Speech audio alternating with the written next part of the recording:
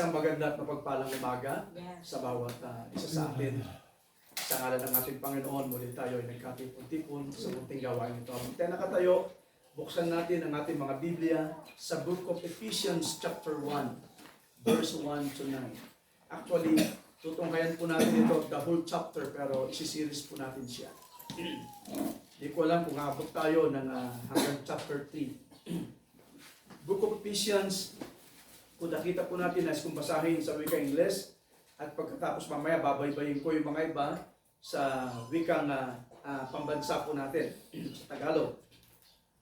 Sabi niya rito, Paul, an apostle of Jesus Christ, by the will of God, to the saints which are at Ephesus, and to the faithful in Christ Jesus. Amen. Itong kasulatan na ito ay pumapatungkol kay Pablo nung siya'y gamitin ng ating Panginoon na maging mensahero sa panahon ng Ephesians Church Ages. Ngunit hindi tumultok doon o hindi huminto. Sabi niya dito, and to the faithful in Christ Jesus. Amen. Ikaw at ako ay kasama. Amen. Nakapaloob tayo ngayon sa mga mensahe sa scripture na ito na ating binabasa. Pagpatuloy natin. Grace be to you and peace from God our Father and from the Lord Jesus Christ. Blessed be the God and Father of our Lord Jesus Christ, who hath blessed us with all spiritual blessings Amen. in heavenly places in Christ. Hallelujah. So lahat sabi niya, ulitin ko, pinagpala tayo rito. Yes. Blessed be the God and the Father of our Lord Jesus Christ, who hath blessed us Yes. with all. Amen. Walang iniwan, Amen. walang itinago, Lord. lahat kasama. Yes. Lahat, sinabi niya dito, Hallelujah. all spiritual blessings in heavenly places in Christ, Hallelujah. according as He hath chosen us in Him before the foundation of the world, Hallelujah. that we should be holy and without blame before Him in love, Amen. having predestinated us unto the adoption of children by Jesus Christ to Himself, according to the good pleasure of His will. So thank God, kasama tayo sa kalooban ng ating Panginoon, Lord. to the praise of the glory of His grace, Amen. wherein He hath made us accepted in the Beloved, Amen. in whom we have redemption through His blood, the forgiveness of sins, according to the riches of His grace, Amen. wherein He hath abounded toward us in all wisdom and prudence, Yes. having made known unto us the mystery of His will. Amen. Amen. Yes. Kanyang inihayag sa atin ang lahat ng mga bagay na ito. Ano raw? Yung hiwaga ng kanyang kalooban. So to God be the glory. Yan ang tutunghayan natin mamaya. Kung ano yung inihayag, ano yung ipinahayag sa bawat isa atin na hiwaga na kanyang kalooban. Having made known unto us the mystery of His will, according to His good pleasure, Yes. which He had purposed in Himself. Amen. May the Lord bless His holy word. You may all be seated. Ang Panginoon ang patuloy na kikilos at patuloy na tatrabaho sa bawat isa sa atin. Amen. So salamat sa pagkakataon na binigyan ng ating Panginoon muli sa bawat isa sa atin. Amen. Lumipas muli ang isang linggo, punong-puno ng paggantabay, Thank you, Lord. Amen. pag-ingat at pagpapala ng ating Panginoon sa bawat isa sa atin. Amen. At ang higit pa roon ay patuloy tayong binibigyan ng lakas at encouragement upang tayo ay makapaglingkod ng may kagalakan, kasiyahan sa ating Panginoon sa araw-araw na hindi natin alam, maging bukas na darating, hindi natin alam kung ano muli ang mangyayari, kaharapin natin.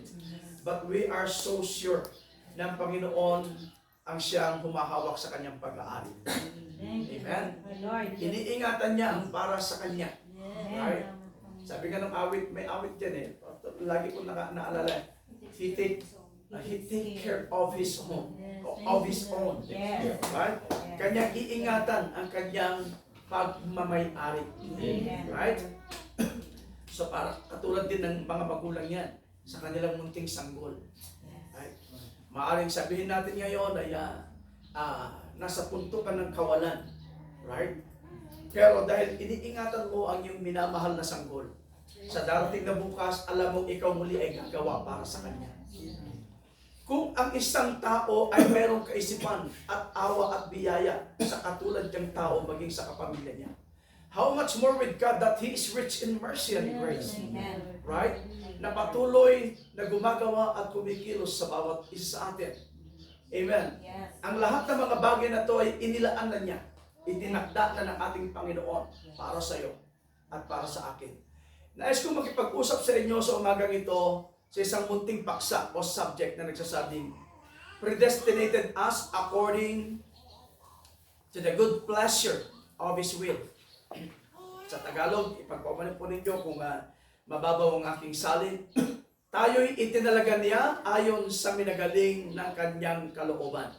So we're talking about predestination or the word predestinated or word predestination. Dahil ito ang ating binasa sa umagang ito, ang patungkol sa pagtatalaga ng ating Panginoon. Kung tutunghayan natin at titignan natin, ang salitang ito ay napakabigat. Masyadong malalim kung titignan natin. Kung wala kang kaunawaan sa word na predestination, maaring ang sabihin mo ay hindi patas ang Diyos. Right? Yeah. Maaring yun ang takbo ng iyong kaisipan. Ngunit tahasa kong sabihin sa bawat isa sa inyo, ang Diyos ay patas. Amen. Ginaganap niya ang kanyang sakdal na kalooban. Ginagawa niya ang lahat ng mga bagay na ito. Ang kanyang gaway kamangha-mangha. Yes. Ang inawit nga nila kanina, He's a tremendous God. Ang kahulugan ng salitang tremendous, kamangha-mangha. Isa siyang nakakamangha. Kung titignan mo ang kanyang salita, kung babaybayan mo ang kanyang layunin, babaybayan mo ang mga pangungusap, ito ay isang malaking hiwaga. Right? Ngunit, kapag makita at nabaybay natin ang kanyang salita, gaya na sinabi ng banal na kasulatan sa verse 9, having made known unto us the mystery of His will. Amen. Hallelujah! Sa Tagalog, sabi niya na ipinakilala niya sa atin ang hiwaga ng kanyang kalooban. Amen. Ayon sa kanyang minagaling na pasya o kanyang kalooban. So, pinagkaloob niya sa atin. Hindi niya itinago. Kaya sa teksto nating binasa, lahat ng spiritual blessings, you are involved. Amen. Right? Yes. Nakapasok at nakapaloob ang bawat isa sa atin. Thank you, Lord. Isa ka sa gaganap sa eksena, sa layunin at plano ng ating Panginoon. Thank you, Lord. Salamat sa Diyos dahil sa layunin ng ating Panginoon, kasama ako. Amen. Amen. Yes, Lord. Kasama ang bawat isa sa atin. Thank you, Lord. Na sana sa umagang ito, hindi lamang sana tayo bahagi sa pakikinig. Hindi lamang sana tayo bahagi sa nakaupo. Hindi lamang sana tayo nag-o-observe. Hindi lamang sana tayo nagiging bahagi sa mga awitan. Right? Ngunit ilagay natin ang ating sarili, yamang inilagay ka rin ng Diyos sa kanyang plano at layunin ng ating Panginoon na sa bandang huli, sa kahuli-hulihan, iyong matatamasa ang pangako na kanyang ipinangako sa iyo. Kasama ka. Thank you, Lord. Gusto mo bang maiwan? Itaas mo kamay mo. Siguro isa man, ayaw. Right? Yes. Walang gustong maiwan. Lahat gusto magtamasa. Yes. Right? Amen. Yes, Lord. Lahat gusto makuha. At salamat sa Panginoon. Inassure ng Panginoon, bilang isang itinakda at itinalaga, bilang kanyang nobya, you are one of them. Amen. I'm so glad that I can say. Yes, I'm one of them. Can you say, sabihin niyo natin na malakas, I'm one of them. I'm so glad that I can say, Yes. I'm one of them. Amen. Purihin ng Panginoon, hindi ko ikahiya. Right? Hindi ako mangingiwi. Amen. upang sabihin ng lahat ng mga bagay na ito. Sa halip, aking ikagagalak, ikasisiya. I'm going to make a feast. Right? With me and my God. Kahit ikaw at sa sarili mo, pwede kang gumawa ng kagalakan, pwede kang magpista. Right? Kasama mo ang Diyos. Huwag ka magpipista na wala kang kasama. Right? Kinakailangan magpista ka, may kasama ka. Amen! Glory to God! Salamat sa Diyos sa lahat ng mga bagay na ito. Ibinigay niya sa atin ang kagalakan sa paglilingkod. So let us go sa ating topic. At gusto kong baybayan at gustong bigyan ng mga kahulugan ang ating paksa ngayon upang makuha natin at masundan natin ng maayos at makita natin ang mga teksto nating binasa. Amen? Masyadong mahiwaga ang mga bagay na ito, pero kapag tayo ay inilapit ng ating Panginoon, right? Upang makita natin ang lahat ng mga bagay na ito, ilalapit ka sa Ama. Right? Sabi nga ng awit, if you draw nigh to Him, He will draw nigh to you. To get a touch from, hindi together ha, kundi to get a touch from. To get a touch from, misa kasi inaawit nila, together, but not together. To get a touch from the Lord. To get a touch from the Lord is so real. So He's real. He's a tremendous God. Right? Isang dakilang Diyos na mga inaawit ng mga batang ito. So yung awit kanila ha, yung tremendous God ay paawit ko sa iyo muli mamaya pagkatapos ng ating service. Maganda yung muli mga bagay na yun. So patuloy natin.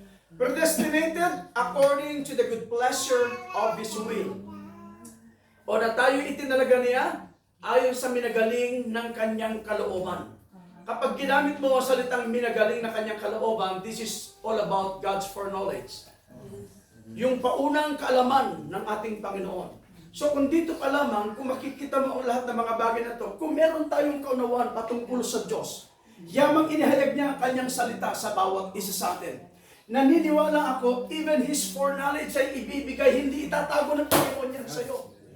Right? Hindi itatago yan ng ating Panginoon.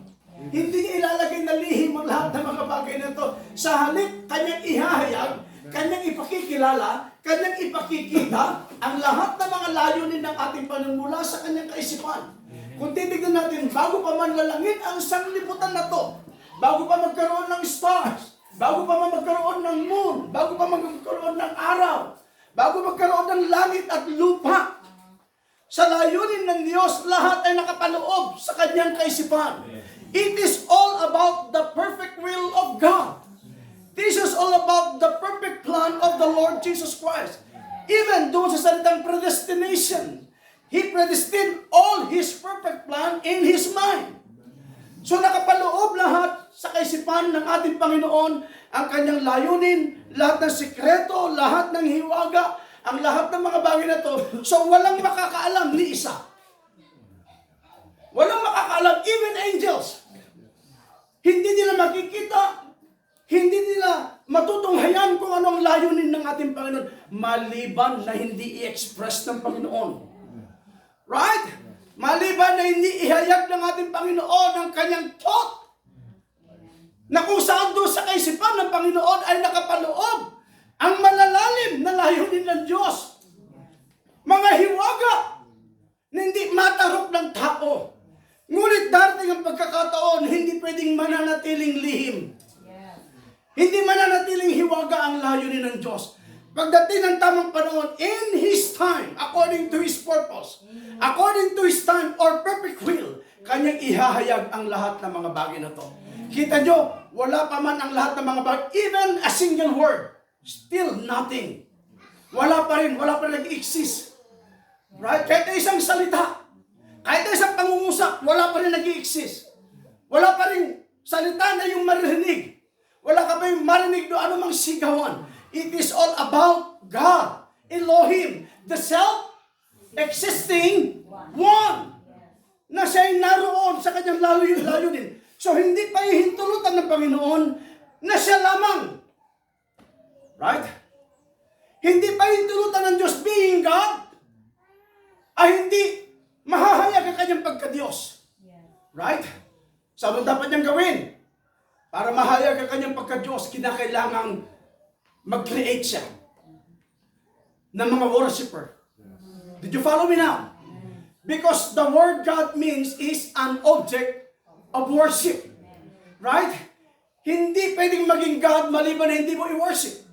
Sabi ko taas sa inyo, anumang bagay dito sa lupa, maging salapi man, kung ito ay sasambahin, ay pwedeng maging Diyos sa iyo yan. Ngunit kapag ang isang bagay ay ginawa mong Diyos, samantalang merong isang tunay na Diyos na kinakailangan ibigay ang tamang worship, right? Naroon ang pagpapanibugho ng ating Panginoon. Right? Sa isang worshiper na siya nagwo-worship sa maling paglilingkod, sa maling pagsamba. Kaya dapat ang tunay na pagsamba ay may baling at may pagkaloob at maibigay para sa Kanya. Sino? Yung tunay na Diyos. Yung iisang Diyos. Hindi dalawang Diyos, hindi tatlong Diyos, hindi maraming Diyos. There is only one God. Amen. Hallelujah. So, siya na isa na nagplano. Siya na isa na nagtalaga. Kaya nga binanggit natin kanina, salitang Elohim. The self-existing one. Kita ninyo, bago magkaroon ng lahat ng paglilikha, lahat ng layunin, alam ba ninyo, maging araw, nasa kaisipan ng Panginoon? Maging buwan, ay nasa kaisipan ng Diyos. Maging langit, ay naroon sa kaisipan ng ating Panginoon. Maging lupa, ay naroon sa kaisipan ng ating Panginoon. But there is one great, na isang napakaganda dakilang layunin ng ating Panginoon. Na kung saan, yun ang kanyang pinakaiingatan. Pag-aari, right? Na dapat niyang aantabayanan. Glory! Ay walang iba, kundi ikaw at ako. Thank you, Lord. Nakasama sa layunin ng ating Panginoon. That is all about the bride. That is all about the bride. Thank God for being a bride. Hallelujah! Now, patuloy tayo. Ngayon, kung nag-iisa sa panahong yun, at wala pang salita, wala pang araw, wala pang buwan, wala pang langit, at wala pang lupa. Right? At kung titignan natin ang layunin ng ating Panginoon Diyos sa mga bagay na ito, sadyang napakahiwaga. Right? Ngunit hindi pahihintulutan ng ating Panginoon na mananatiling hiwaga ito. Maaring ito'y maging isang hiwaga sa hindi makakaunawa, hindi makakasunod, hindi makapagsubaybay. Right? Maaring mananatiling hiwaga ito. Ngunit kung hindi sila nakasunod, at kung mananatiling hiwaga ang lahat ng mga bagay na ito, natutumbok lamang at tunay ang sinabi ng ating Panginoon, if our gospel be hid, right? It is hid to them that are lost. Yes. In other words, talaga kung itinakda ka talagang hindi makaunawa at hindi para sa salita, you are not fit to live to His word. But thank God there is one great, which is God's perfect will. Right? Perfect plan. He predestined you not only to hear, but He also predestined you to see. After you see all His mystery, you will understand. Mauunawaan mo ang lahat ng mga bagay na ito. Matutunghayan mo. Patutunayan ng Diyos ang lahat ng mga bagay na ito na kanyang layunin bilang isang pinili at itinalaga ng ating Panginoon upang makaunawa, makapagsubaybay, makapagpamuhay ng kanyang salita. Sinabi niya rito, kanyang ibibigay sa iyo ang lahat ng mga bagay na ito. Sa first time, having made known unto us. Amen. Kapag sinabing having made known unto us the mystery of His will, kanyang ibinigay, kanyang ipinagkaloob, kanyang ipinahayag ang lahat ng mga bagay na ito, ang hiwaga ng kanyang kalooban. Thank you, Lord. Right? Yung hiwaga ng kanyang kalooban, salamat. Dahil simula nung buksan ang 7 tatak, right, which is the 7 seals, it is already open. Maliban hindi mabuksan, ihayag ang lahat ng mga bagay na ito, hindi natin makikita. Dahil maging layunin ng Diyos, even the word predestination, even the message predestination, nakapaloob doon sa aklat na ito. Right? maging ang katubusan ng kanyang nobyo nakapaloob doon sa aklat ng ito. This is all about the book of redemption. Amen. Amen. Yes, Lord.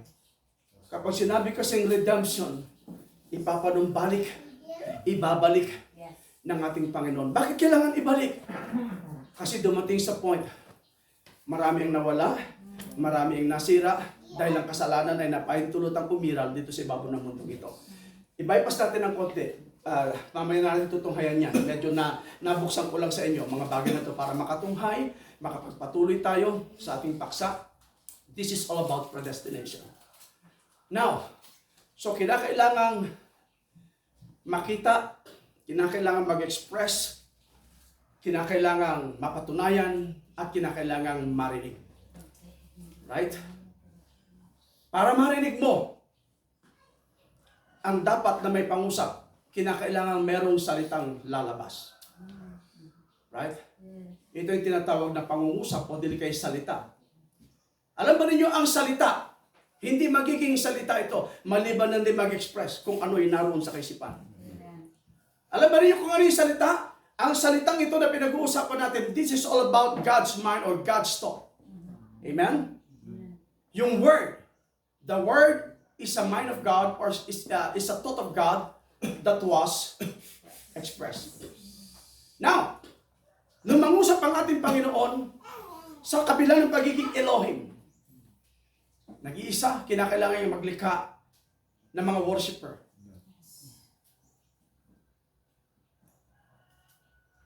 Nung siya maglikha ng mga mag-worship para sa Kanya, then yung mga worshiper, nagpasimula silang magsamba. Sinamba nila ang iisang Diyos. So, yung pagka-Diyos ni Elohim, nahayag. Alam ba ninyo, hindi siya pwedeng maging Diyos maliban na walang mag-worship.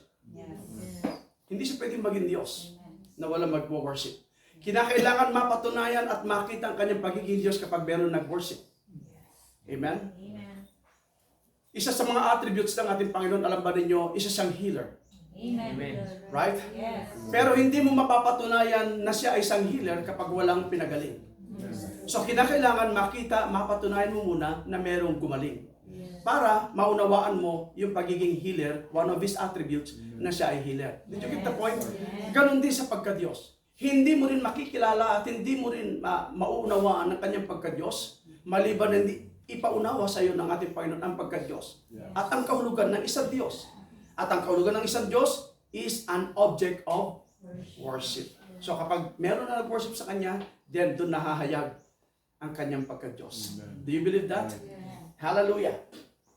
So, nag-start ang ating Panginoon na mag-express. Let there be light. And that is all about creation. Right? Ang lahat ng mga bagay nito, it's all about the power of the spoken word. Do you believe that? Yes. Yes, Lord. Magkaroon ng araw. On the spot, nagkaroon ng araw. Magkaroon ng buwan. Magkaroon ng bituin. Kita nyo, pagkilos ng ating Panginoon, He's still working. Ay sabi ng awit, He's still working on me to make me what I ought to be. It took Him just a week to make the moon and the stars, the sun and the earth and Jupiter and Mars. How loving and pleasant He must be. He's still working on me. Natapos ang paglilikha ng ating Panginoon. Do you believe that God is still working on you? Yes, Lord. Na hanggang ngayon ay kumikilos ang ating Panginoon sa bawat isa sa atin. Kita nyo ang kanyang pagiging tremendous. Ang kanyang pagiging dakila. Isang kamanghamanghang gawa. Right? Alam ba ninyo sa lahat ng kanyang kamanghamanghang gawa at paglikha, at bahagi ka maging sa kanyang nilikha, ikaw man pagdating sa eksena na ikaw ay nasa eksena, ang totoo niyan, being a believer of His Word, you are also a tremendous. Isang kamangha-mangha dito sa ibabaw ng lupa na hindi nauunawaan ng tao, namamangha ang tao sa iyo. Right? Namamangha sila, hindi ka nila maunawaan. Bakit? Kasi hindi halag sa kanila ang kabuuan. Ang lahat ng mga bagay na ito, ang lahat ng kapahayagan, hindi na ibigay para sa kanila. Ngunit salamat, isa sa inyo magpakilala sa bawat isa, being a bride. Ikaw at siya ang nakakaunawa. Right? Ngunit kung ipakilala mo ang sarili mo sa sanglibutan, tatawagan ka nila ang crazy. Did you follow me now? So continue. Yung pagtatalaga ng ating Panginoon, it's a tremendous, kamangha-mangha. Ito isang dakila. It's amazing. Right? Maging ang biyaya ng ating Panginoon, it's so amazing. Napakabiyaya ng ating Panginoon na Kanyang ibinigay sa bawat isa sa atin. Now, nung nagpasimulang mangusap ang ating Panginoon, then, yung perfect plan, yung layunin, lahat na naroon sa kaisipan ng ating Panginoon, nagpapasimulang nahahayag. Did you follow me now? Nahahayag. Saan? Patungo doon sa pangungusap na Kanyang ipinagkakaloob. Nangungusap ang ating Panginoon. Kapag nangungusap ang ating Panginoon, naglilikha ang ating Panginoon, ito yung nilalaman ng Kanyang kaisipan na inilalabas. So yung kaisipan na yun, hindi siya nanatiling kaisipan. Yes. At ang kaisipan na naroon sa kaisipan ng ating Panginoon ay naging salita. Sabi ng banal na kasulatan, in the beginning was the Word, and the Word was with God, and the Word was God. Amen. Right? So yung very thought of God, nagpasimula mag-express, then the thought of God, it becomes the Word. Amen. Right? Naging salita ang ating Panginoon. So, nung nagpasimula magkaroon ng salita, meron ng pangangaral, meron ng pangungusap, right? Naririnig na natin yung mga bagay na kung saan dati-dati, it's so silent. Right? It's so silent. Pero na may pangusap, nagkaroon ng sound. Amen. Right? Kaya nung ipangaral at ipangusap ang lahat ng mga bagay na to, so in-address ng Panginoon ang Kanyang salita. Sabi niya, kayong may mga pakinig ay makinig kayo. Amen. See? Saan? Sa sinasabi ng banal na Espiritu. Amen. Amen! Dahil hindi lahat ng pagkakataon, hindi lahat ng tao makikipag-ugnayan ng Diyos. Hindi sa lahat na may tenga. Tenga ang ating pinag-uusapan na iba yung pandinig sa tenga. Yes. Right? Alam ba ninyo na mayroong mga tenga hindi nakakarinig? May mga tenga ng mga bingi? Pero may tenga sila. Pero ang word na binigay sa atin, ang may mga pakinig. So, ini-address ng ating Panginoon, yung may mga pakinig, hindi sinabing, ang may mga tenga ay makinig. Right? Ang sabi ng Panginoon, ang may mga pakinig ay makinig. So, kinakailangan, bilang isang dakilang layunin ng ating Panginoon na Kanyang inilagay at inilaan sa Kanyang kaisipan, sa Kanyang layunin ng Diyos, nakikinig tayo may katapatan. Right? Amen. Nakikinig tayo may kagalakan. Amen. Nakikinig tayo may pagkauhaw. Yan ibibigay mo ang undivided attention habang siya'y nangungusap sa bawat isa sa atin. Kapag sinabing undivided attention, sa Kanya lamang nakapokus. Right? Sa Kanya lamang nakapokus. So hindi mo dapat baguhin. Hindi dapat mabago yung focus mo para sa Kanya. See? Kasi kapag yung salitang focus, kapag ibinaling mo sa Kanya lamang, wala ka kahit ano pang tunog ang marinig mo. Kasi may mga pagkakataon, kapag nakapokus ko sa isang bagay, marinig ka kapag may kumatok-tok-tok-tok, mababaling ang yung pandinig, right? So, pakikigawin nakatok-tok. Pero yung pagpapakinig natin sa Kanya, hindi dapat nababago. Hindi dapat mababago ang mga bagay na yun. Unahin mo siya. Pakinggan mo muna siya. Right? At kapag narinig mo siya, ano man ang marinig mo, right? Ngayon, ibabaybay mo, ilalagay mo kung ano yung narinig mo sa pasimula, at kapag makarinig ka ng ibang pangungusap na hindi naman ayon sa iyong unang narinig, hindi ka magbibigyan ng atensyon sa pangalawa, right? So, salamat sa Panginoon. Sabi niya, ang may mga pakinig ay makinig. Gaya nabagit ko sa inyo kanina, hindi lahat ng tao ay makikinabang upang sila ay makarinig ng pangungusap ng Santong Espiritu. Right? Hindi lahat. Hindi lahat. So salamat dahil mayroong kokonti. Maraming tatawagin, ngunit kokonti ang pipiliin at mapipili na makakarinig ng kanyang salita. Kaya pagdating sa word na kokonti ang pipiliin, kapag ginamit mo yung salita, many are called but few are chosen. Para bagang kapag sa tao, kapag walang kaunawa nito, napaka-unfair, tatawagin ako, pagkatapos hindi pala ako pipiliin. Alam niyo, when it comes to election, through God's foreknowing or through God's foreknowledge, kapag sinabing foreknowledge, paunang kaalaman. Itong kahulugan ng salitang paunang kaalaman. Or foreknowing, paunang kaalaman. Yung salitang for, kung di ako nagkakamali, sa Tagalog yan ay pauna. So yung knowledge, kaalaman. Kaalaman din yung salitang foreknowing. Kaalaman. So, through God's foreknowledge, alam niya kung sino ang maglilingkod ng matapat. Alam niya kung sino ang susuko. Alam niya kung sino hindi magpapatuloy. Kung maalala niyo sa John chapter 6, kung titignan niyo lahat ng mga bagay na iyon, there was a time ng ating Panginoon ay nagministeryo siya upang ipakita ang kamanghamanghang gawa ng ating Panginoon na siya ay nakakapagpagaling na may karamdaman, bumubuhay ng mga patay, right? At siya ay nagpapakita ng mga himala. Do you believe that? At siya ay nakaka-discern ng thought ng tao. Do you believe that? Amen. At nababasa niyang kaisipan, nababasa ang nilalaman ng puso ng isang tao. So namangha ang mga tao noon. Right? Namangha sila. So anong ginawa nila? Dahil sa pamamangha, dahil first time in history sa kanilang buhay, doon lamang nila naranasan at napatunayan na meron palang nangyayaring ganoon sa kanilang buhay. So anong ginawa nila? Excited sila. Sila inspirado na sumunod dahil doon sila talagang namamangha sa ginawa ng ating Panginoon. Pero hindi lahat ng pagkakataon laging ganoon ang gagawin ng Diyos. Dumating siya sa point na kung saan nung marami na ang tao, right? At nakita na niya na kinakailangang ihayag at ipangaral ang Ebanghelyo. At ang patungkol sa buhay, right?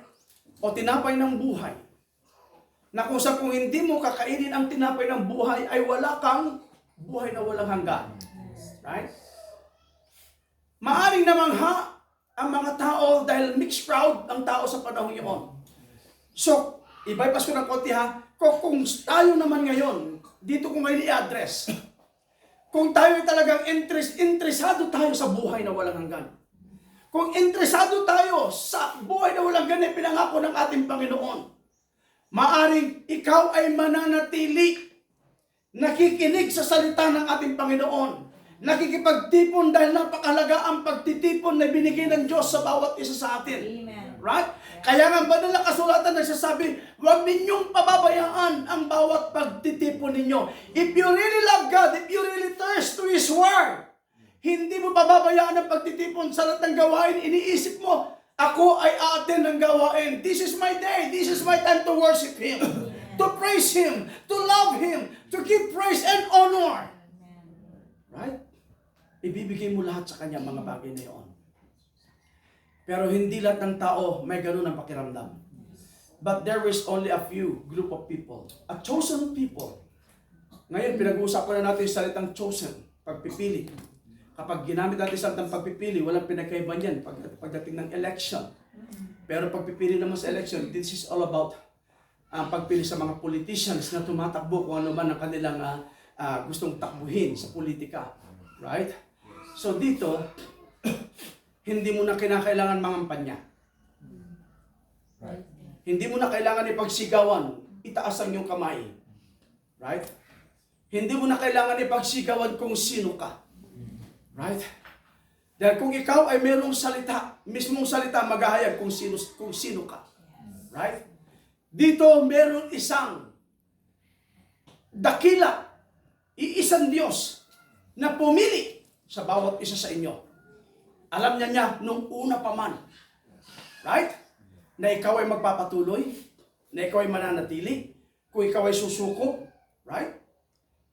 Kung ikaw ay manghahawakan. Amen?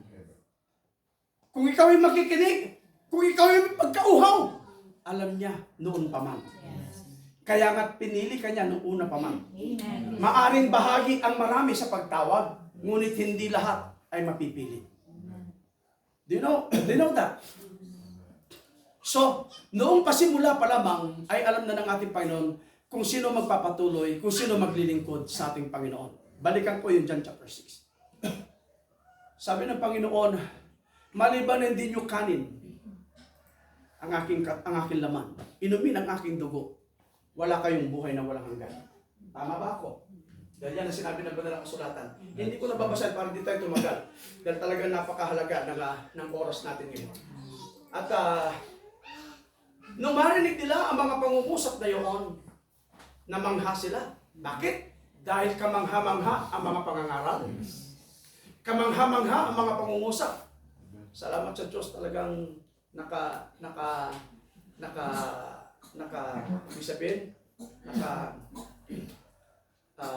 match yung inawit ninyo sa ating paksa sa gabi nito, ay sa umaga nito. So kamangha-mangha ang kanilang narinig at pangangaral. Namangha sila. Yung mga iba, may manakinig na may katapatan. Pero mas marami ang nakinig at namangha na nag-aalinlangan. Sabi ng iba, paano namin kakainin ito? Hindi naman kami mga hayop para kumain ng laman. Yung iba kasi sabi nila, ginagamit nila yung vampire at aswang. Wala namang aswang na binanggit ng scripture. Right? Tama ba ako? Hindi naman sila mga hayop. Right? Upang gawin ang mga bagay na yun. Para sa kanila, napaka-imposible. Maaaring magiging cannibal sila dahil buhay pa man, tapos kakainin mo siya. Tapos kukunin mo lang yung dugo at inumin. Ibig sabihin, hindi umiiral ang spiritual understanding. Right? You know that? Alam ba ninyo kapag ang salita ng ating Panginoon ay ipinangusap at ikaw ay merong salita, hindi pwedeng iiral ang spiritual understanding natin kapag meron tayong word. Or how many times natin narinig merong depositong salita na nakadeposito sa bawat isa sa atin. Bago pa man lalangin ang sanglibutan ito. Kung bago pa man lalangin ang sanglibutan ito, you are already in God's thought. Amen. Naroon ka na sa kaisipan ng ating Panginoon. Wala ka pang laman. Wala ka pang dugo. Wala ka pang buto. But the word is still there. Naroon na yung layunin at dakilang plano ng ating Panginoon ay naroon na. Nakapasok ka na doon. Right? So, sabihin ng tao, bakit namin kakainin at inumin ang dugong ito? Ang katanungan, anong pagkain ang inaalok mo para sa amin? Sabi ng Panginoon, ako ang tinapay ng buhay na bumaba mula sa langit. Yes. In other words, siya yung spiritual food. Spiritual na pagkain. Dahil sinabi rin ng ating Panginoon sa Matthew chapter 4, a man shall not live by bread alone, but by every word that proceeded out of the mouth of God. So ipinapakita ng ating Panginoon, literally speaking, right? Sinabi niya roon, hindi lamang sa tinapay mabubuhay ang tao. Pero pagdating may pasubali, may spiritual uli na pangungusap. Kundi sa bawat salitang lumalabas sa bibig ng ating Panginoon. Ngayon, kung meron kang spiritual understanding, it is because you have a word. Mauunawaan mo yung spiritual teachings, which is the supernatural teachings, na hindi nakuha, hindi naunawaan, hindi nakita ng iba, pero ikaw meron. Salamat. Binigyan ka ng Panginoon ng kakayanan upang makasampalataya. At sumampalataya ng kanyang salita. So, ano sinabi ng mga tao? Anong kwentang pangungusap yan? Malis na tayo. Nagsialis ang marami, halos umaalikabok ang kanilang dinadaanan sa dami ng tao. Hindi sila interesado. They're just only after with signs and miracles. Healings. Right? After lamang sila sa mga bagay na iyon. Ikinatuwa nila ang lahat ng mga bagay. But when it comes to the word, they're not after. They're not interested. They are not fit to follow the word. But there is still few group of people, right? Who still standing and remain sa kanilang kinalalagyan. Sabi ng Panginoon, nagsipag-alis na ng marami. Nagsipagtalikuran na sila. Sabihin, tumalikod na sila. Umalis na sila. Hindi sila bahagi, in other words. Right? Pero kapag ikaw ay bahagi sa salita, hindi mo siya iiwanan. Hindi ka bibitiw. Kahit ikaw ay subukin. Kahit ikaw humarap ng mga problema. Kahit anong mga karamdaman.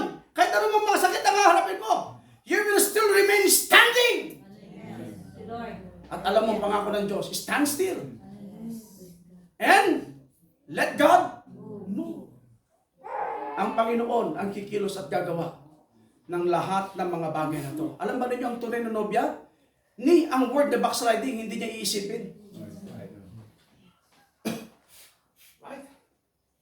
Kapag nilinis ng Diyos ang kaisipan ng nobya ni Kristo, kapag dinalisay ng ating Panginoon ang kaisipan, lahat ng karnalidad aalisin ng ating Panginoon sa buhay ng isang nobya ni Kristo. Ultimong pag-backslide, hindi mo iisipin magbabackslide ka. Right? Dahil hindi mo pag-aalinlanganan ng word. Hindi ka mag-aalinlangan sa salita. Bakit? Dahil ikaw mismo ay salita ng Diyos. Can we clap our hands for the Lord?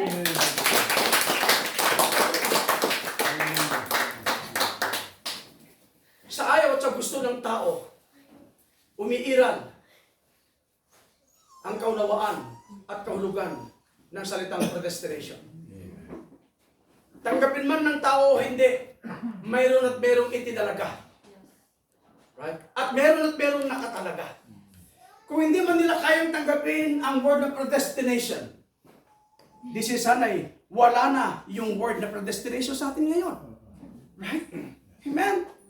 Pero dapat nating makita ano ang kahulugan. Kaya nga napakahalaga eh. Ngayon, bumabaybay tayo since ng ating tinalakay at pag-series The Revelation of the Seven Seals. Makikita natin ang lahat ng nilalaman. Right? Alam ba ninyo maging ang predestinations and election nakapaloob din dito sa binuksan. Right? Right? Na mystery book sa iba, but now it's already revealed to the bride. Binuksan na ang lahat ng ito. So kinakailangan ang nilalaman, inilalatag, ipinapakain, ipinapakita, itinuturo, ipinapangaral. Right? Dahil ang nilalaman nito ay para sa nobya lamang. Pero kung hindi mo maunawaan ang nilalaman at hindi mo malulok at hindi mo makain, right? Yan ang isang malaking problema at malaking katanungan. Maaring you are not fit to eat the word. Pero ang sabi ng Panginoon kay John, eat the book. Eat the book. Eat! Eat! Kailangan kainin.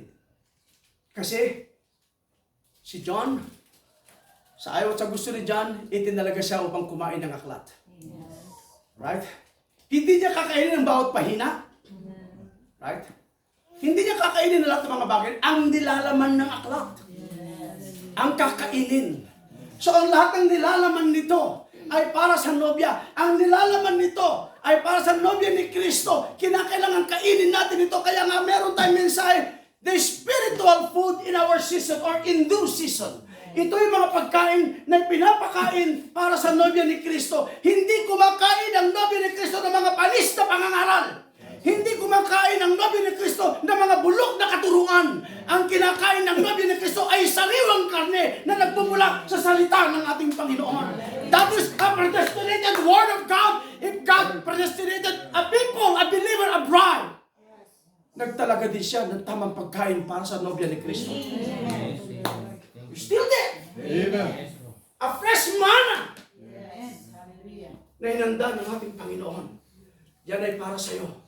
Kapag nakita mong sariwa, you're also an eagle. Kapag nakita mong fresh meat, naroon na pag-enjoy ang paggalak. Sariwang-sariwa. That's praise God. That's praise God. To God be the glory. Right? Nag-enjoy. nagsasaya. Hallelujah. Right? So dapat habang tayo kumakain, lagi may pagsaya. Punin mo tayo, kanayan lakas ito yung mga mangiko. Punin mo tayo, puro kasto ito. Kasaba. Right? Kapag ipinangaral ang fresh manna, ang eagle's food, at nagmumurmur ang isang individual, hindi siya lapat. Hindi siya lapat. Kapag hindi mo kinasisi at hindi mo kinatutuwa, at hindi ka nakakasunod, you are not fit to live. You are not fit to obey. Right? You are not fit to believe to the word. But thank God, there are always a few group of believers who are chosen to eat, to believe, to obey, to live the word. So thank God you are one of them. Can we clap our hands to the Lord?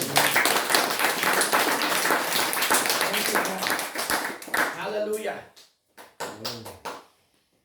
Predestinated us according to the good pleasure of His will. Na tayo itinalaga niya ayon sa minagaling ng kanyang kalooban. So yung word predestinated or yung word na predestination, ang kahulugan nito, kung titignan natin, it is all about destined, fated, and determined beforehand. Isa sa mga kahulugan ng salitang predestination o yung salitang predestinated to foreordain or destiny by divine decree.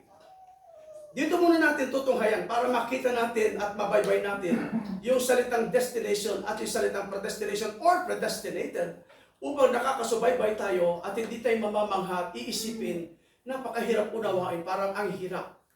Para bagang, bakit pa ako isinilang ng ganito tapos hindi nila pala magiging nobya? Magiging Kristiyano? Right? Doon pa lamang, kapag nasa sa iyong salita at itinalaga ka sa salita ng ating Panginoon, hindi ka mag-aalinlangan sa salita ng ating Panginoon. Yes. Right? Hindi mo bibigyan ng isang tanong na hindi mabibigyan ng kasagutan. Minsan nagkakaroon ng kasagutan, pero kapag dumating kasagutan, hindi pa rin niya maunawaan, ibig sabihin, hindi siya lapat. But thank God the bride.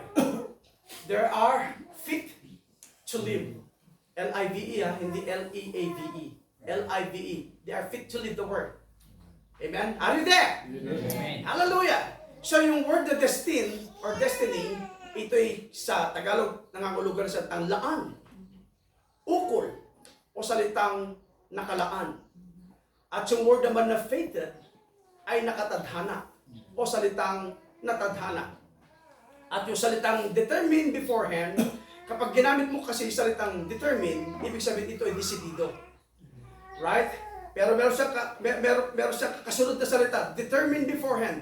Desidido sa simula pa. Kapag ginamit mo yung salitang beforehand, sa simula pa. Sa una pa man.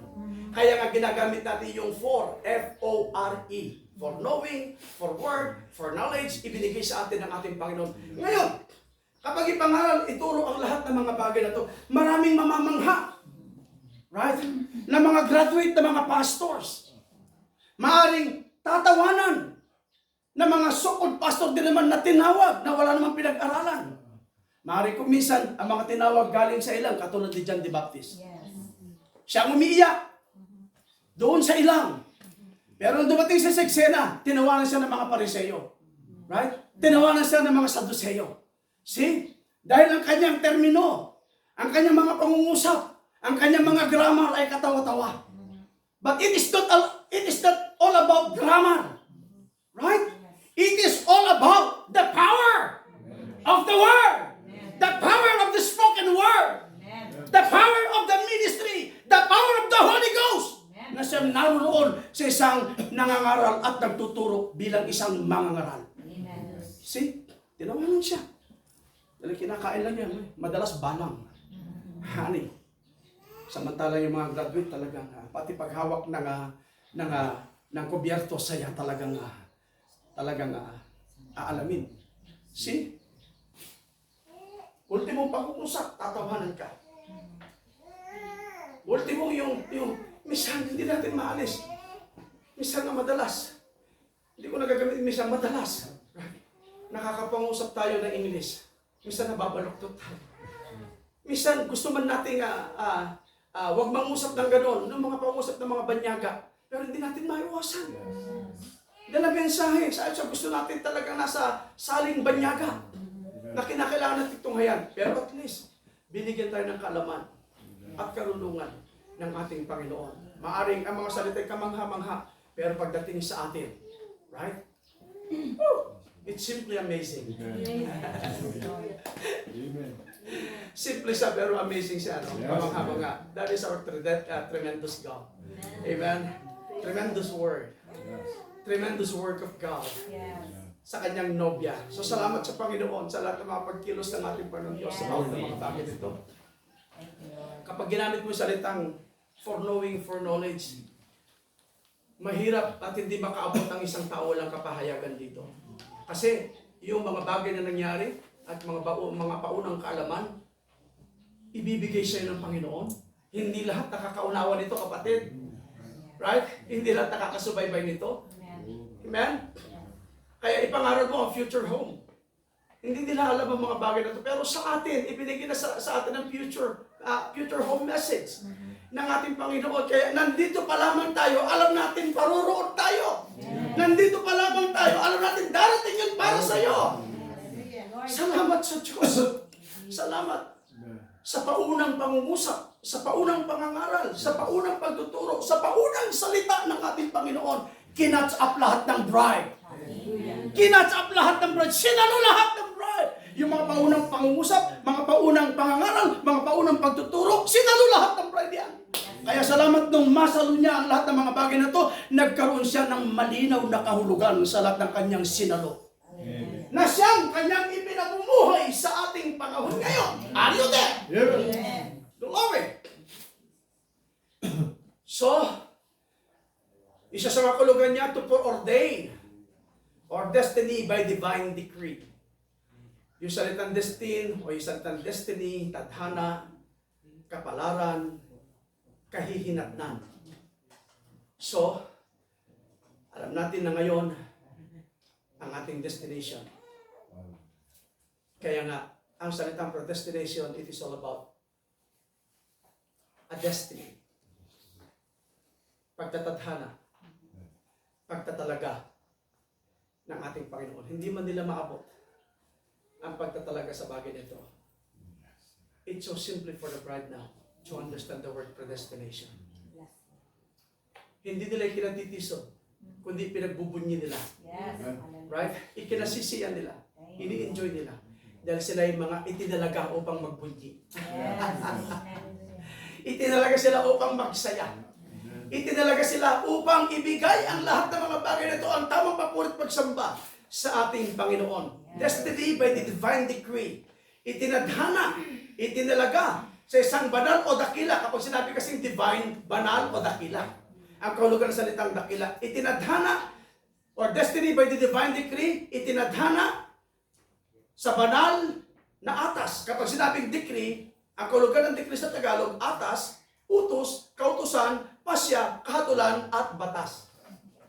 Yan ang kahulugan ng salitang decree. Maging sa korte talaga kapag ito'y pinagkasunduan na at ito na'y talagang batas na, seselyohan nila yan. That is already a law o batas. Atas na yun eh. Right? Pero tayo, meron tayong divine decree. Isang banal at dakilang atas na binigay ng Diyos sa bawat isa sa atin. Right? Hindi na kailangan pulungin niya ang mga senador. Hindi niya kailangan pulungin ang mga congressman. Yung mga lawmaker, hindi na niya kailangan tawagin siya. Siya mismo ang gagawa ng decree. Sabi ng Panginoon, yung isang matigas na puso, babaguhin ng Panginoon niya ng isang makalamang puso. At pagkatapos sinabi ng ating Panginoon, ikikintal. Ano yun? Ilalagay niya yung decree. Right? The word. Yung utos. Yung atas, sabi niya, ikikintal ng Diyos ang kanyang salita sa iyong mga puso. Can we come on to the Lord? Hallelujah! Kaya nung nakintal, kapag sinabi nakintal, hindi yung tattoo hindi yung tattoo. Right? Kasi yung tattoo, huwag kayo magpapatato. Masama sa isang believer at hindi dapat nagpapatato. Ngayon, kung may makita man kayo na believer na may tattoo, maaaring hindi pa sa believer noon na nagpatato. Right? Pero ngayon believer kayo, at nananampalataya kayo, ang sinabi na banal na kasulatan, huwag niyong dudumihan ang laman, Right. ang katawan na binigay ng Diyos sa bawat isa niyo. Na yun, nakasulat ko na ako nagkakama sa Leviticus 28 or 20 something. Kasi nabanggit ko lang yung mga bagay na yon, pero nakalagay sa Leviticus. Sabi niya, huwag yung dudumihan. Right? Ang sabi ng Panginoon, ikikintal, isusulat. Right? So kapag ang kamay ng Diyos ang nagsulat sa kanyang salita, sa iyong puso, walang pwedeng sino mang kamay ang pwedeng manghimasok upang i-rewrite uli ang salita.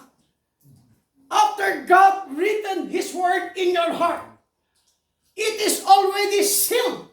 After He wrote the letter, after He wrote the word in your heart, kanyang sinalyuhan ang pusong iyon. Ano kanyang pinagsalyo? Which is the Holy Spirit of God. Walang makakapaghimasok, walang pwedeng sumira, walang pwedeng gumawa ng panibagong kasulatan. It is already written in our hearts. So, iriritan lamang o isusulat lamang ang kanyang salita sa puso natin if we are a chosen ones, a chosen believer, a chosen bride of Christ. Are you there? Amen. Now, I quote, the first quote. Habang nilagay ni statistician, the word predestination or word predestinated mean is to foreordain or destiny by the divine decree. O sa Tagalog, isang destiny by the divine decree, tinadhana sa banal na atas o utos o kautusan ng ating Panginoon na kanyang ipinasya. Right? Ipinasya na ng ating Panginoon. Wala nang makakapagpasya ng ninuman. Kasi doon pa man sa kaisipan ng ating Panginoon. Right? Doon pa man sa kaisipan ng ating Panginoon. Naroon na sa kaisipan ng Diyos. Bahagi ka na. Ngunit ngayon, nung naikintal, nai-express, naihayag ang kanyang pinili, ang kanyang itinalagang nobya. Right? Ngayon ay ikaw at ako ay nasa eksena. Pinatutunayan na ang salita na kanyang ipinangusap, you are now the living spoken word of God. The Son of God. Ang binhi ng Diyos ay mananatili, mamumutawi sa bawat isa sa iyo. At kapag nasa sa iyo at naikintal ang salita ng ating Panginoon, yung salita na kanyang ikinintal, yung salita na kanyang inilagay, that is the Son of God. At kapag yan ay ang binhi ng ating Panginoon, pagdating ng quickening spirit, yung Son of God ayon ay makwik-quicken. Pero kung walang binhi, bakit i-quicken kung ito'y patay na? Dahil hindi naman binhi. Ano pa ang dapat i-quicken? In non-sin, there is no need to quicken. But thank God, God wrote the letter in your heart. There is a seed. May binhi. May spoken word na nilagay ang ating Panginoon Diyos sa bawat isa doon. Kinakailangan ang binhi na kanyang isinulat ay buhayin. At mabuhay sa bawat isa sa atin. Mag-express yung spirit and life na naroon sa word. Amen. I will read it. Sinabi niya rito, dito sa message na yung last na binigay ko sa quote, yan. Basahin ko ha. In every plain language, the true bride of Christ was in the mind of God eternally, though not expressed until it came forth in the designated. But now, do you believe na tayo narito na ngayon?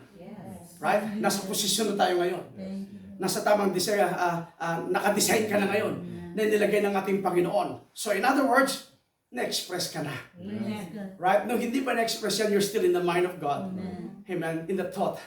Pero na-express ang thought, it becomes word. At nung naging salita ang word, do you believe na ang word na to, na siyang nakintal maging sa puso natin, it became flesh again? Right? Right? Saan yun na mga mananampalataya? Hallelujah. Continue. Until it came forth in the designated, decreed season. As each member came forth, it became express. Past tense yan, ha? Express. E-X-P-R-E-S-S-E-D. Nahayag na. Right? Kapag wala siyang ED, ihahayag pa lang. Pero ito pinag-usapan natin, hayag na eh. Right? Express. And took its place in the body. Right? Alam na niya kung ano yung kanyang lugar, ang kanyang posisyon, ang kanyang opisina, kung saan siya nakaposisyon, since God put you in the rightful position. Maraming beses natin binabanggit ang salitang rightful position. Kailangan nating marinig lagi yan. Upang ang nobya ni Kristo, alam niya kung saan siya nakatalaga, kung saan siya nakalagay, dahil binigyan ka na ng ating Panginoon ng rightful position. And what is our rightful position? Being the bride of the Lord Jesus Christ. Hindi na magbabago yun. Right? It is because God gives you an immovable and unchangeable Word of God. Hindi matinag at hindi mababagong salita ng ating Panginoon. Can we clap our hands to the Lord? Hallelujah! It is very apparent that she ought to be called that, for she was predestinated. In Him, came from the same source, was eternal with Him, and is now manifesting. Thank you, Lord. God in a many-membered body, whereas once God was manifested in one member, even our Lord Jesus Christ. Next. Nasaan ako? Now then, here we are coming to a conclusion. As the eternal Logos, God was manifest in the Son. And in Jesus dwelt all the fullness of the Godhead bodily. Amen. And that eternal one was the Father manifest in the flesh. And thereby gained the title of Son. Even so we. Kanino in-address? Kanino pinatungkol? Kahit sa atin. Right?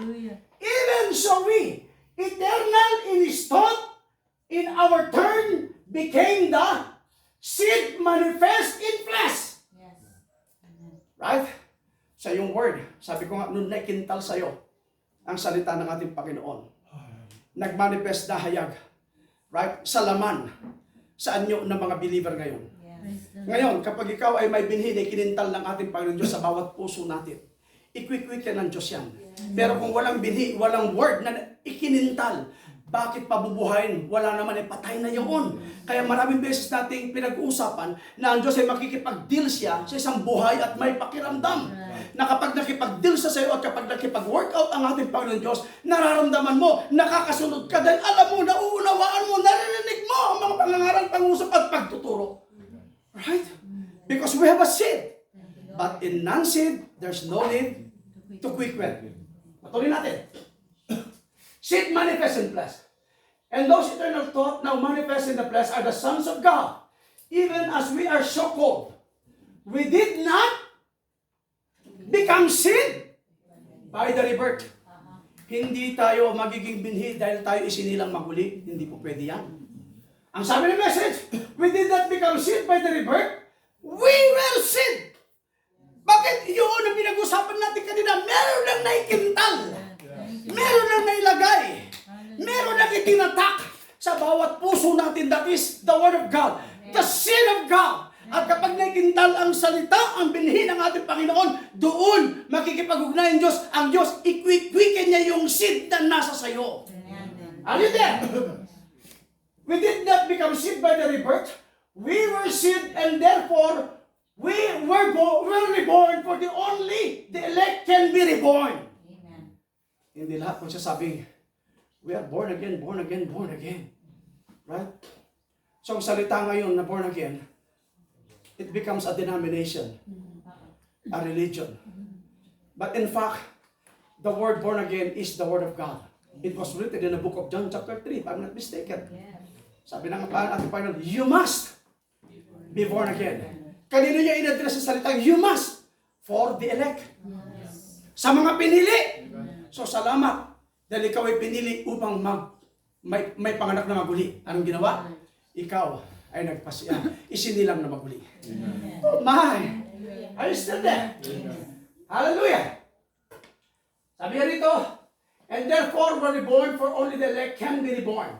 Because we were seed is the reason we could be quickened. Bakit? Dahil may binhi. Pero pasubali, in non-seed, there is nothing to quicken.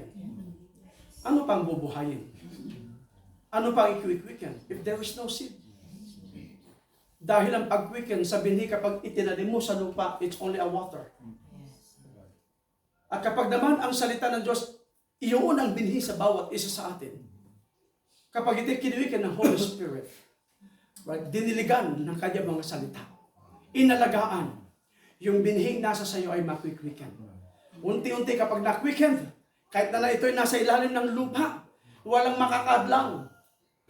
Kahit na paano pa ang nakapatong sa ibabaw ng lupang iyon, basta't may binhi. Tandaan ninyo, mag-experiment kayo ng binhi. Right? Kahit daganan ninyo ng bato. Kapag ang binhi na quicken, hahanap at hahanap siya ng isang lugar para siya ay tutubo at umusbong. Kahit may bato, hindi lang yung bato. Right? Isang pagkakataon, ito ay isang kwento.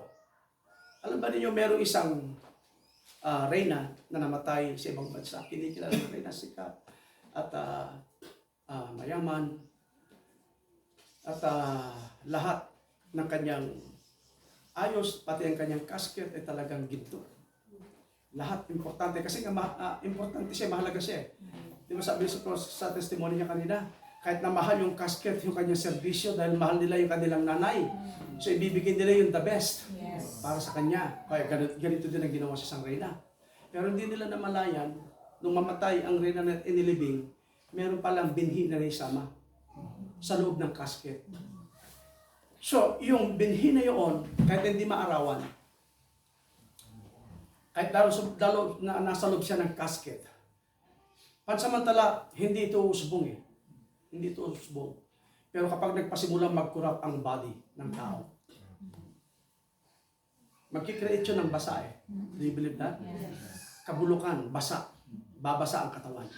At nung mabasa ang binhi, nakwiken yung binhi. Dahil sa basa na nagkukurap ang katawan ng isang tao. At nung makwiken yun, umusbong. Casket, metal casket, ang ataol. At marmol o sementado ang kanyang nicho. See? Pero nung umusbong ang binhi, umusbong siya na hindi mapigilan. Kung titignan mo, madali lang putulin, madali lang patayin ang binhing yung kahit napitikin mo lang yan, mapipitik mo. Pero tignan mo ang isang kahimahimala, tremendous things, mamamangha ka, right?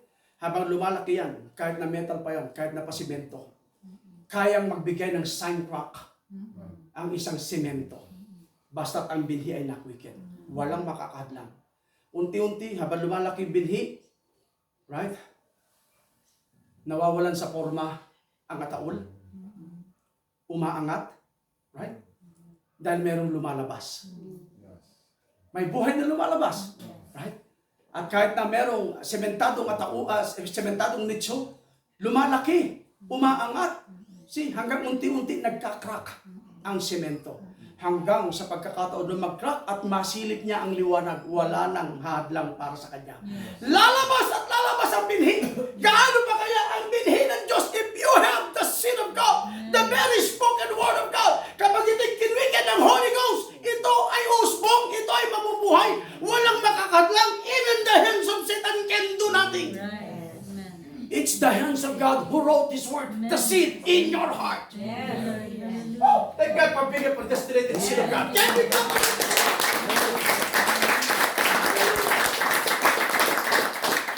Sabi niya, because we will seed is the reason we could be quickened, bubuhayin, to make to live again. Right? In non-sin, there is nothing to quicken. Next, wala ba next yan? Wala, no? Hindi ko nabigay sa inyo. Meron pa isang paragraph yan. Itutuloy ko. Sabi niya, now, then here we are coming to a conclusion.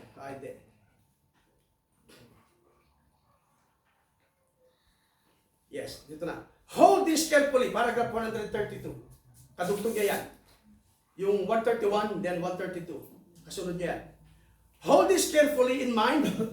Now take the next step. Redeem means to buy back. It restored to the original owner. Nabuhay, binalik yung buhay. Right? tinubos, na-quicken yung binhi na ibinigay ng ating Panginoon. Hallelujah! God, by His death, the shed blood bought back His own. He bought back the spoken word, sheep bride. My sheep hear my voice. That is the word. And they follow me. You always wear a sheep.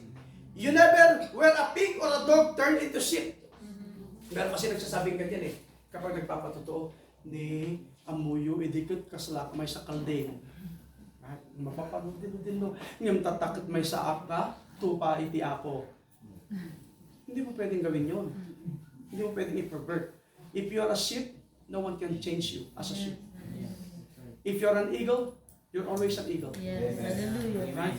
Maaring ang eagle, pwede siya makipagsalamuha sa family ng mga manok. Patungkol sa kwento ng eagle, alam niyo yan. Maaring siya ay nakipag-fellowship pansamantala. Siya ay ang tawag dito, yung nilukob. Right? Inukupan, inukop, iti manok. Right? Inakupan. Uukupan. Sige, kahit ano basta parehong tunog. Nung nilukuban, hanggang sa mapisa. Kasama ng mga itlog na manok. At yung eagle nakasama sa doon. At nung sila'y lumaki, natural, walang ideya, walang alam. Akala ng agila, siyempre, pamilya siya. So kung saan pupunta yung mother chicken, right?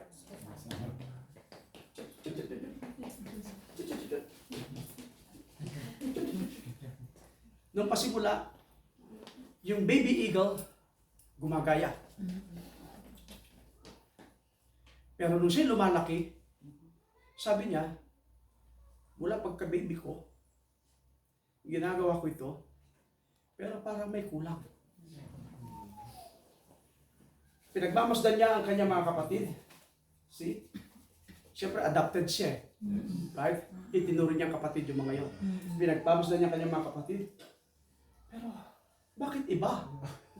Yung tubo ng aking balahibo, yung tubo ng aking pakpak, ay hindi nila katulad. Ang bilis kong lumaki, pero silang liliit pa rin nila. Lumipad si nanay. Yung mga chicks, hindi makalipad. Pero siya, may kakayanan. Lumundag. It's a different sounds also. Yes. Sabi niya, maging tunog ko, hindi kami magkaparehas.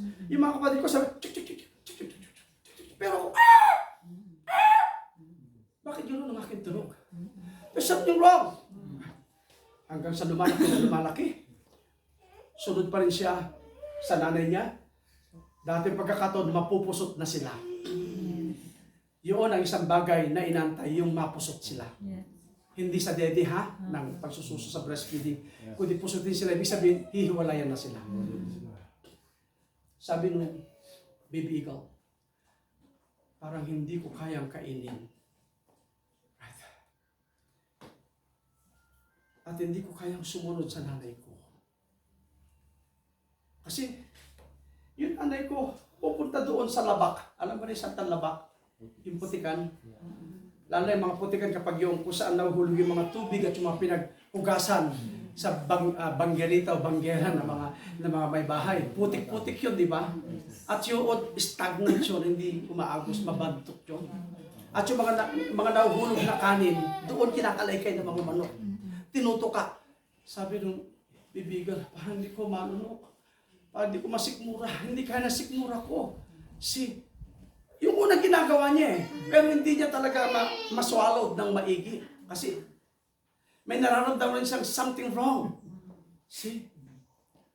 Sabi niya, hindi ko kaya ang mga bagay na ito. Pero kung titignan ko sa sarili ko, may pagkakaiba ako sa kanila. Yung takbo ko, yung lipad ko, hindi nila makaya.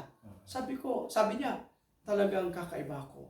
Hanggang maaari, this is just a drama ha? Yeah. This is just a drama. Hanggang siya ay humiwalay sa nanay. Naghahanap siya ng isang makakain.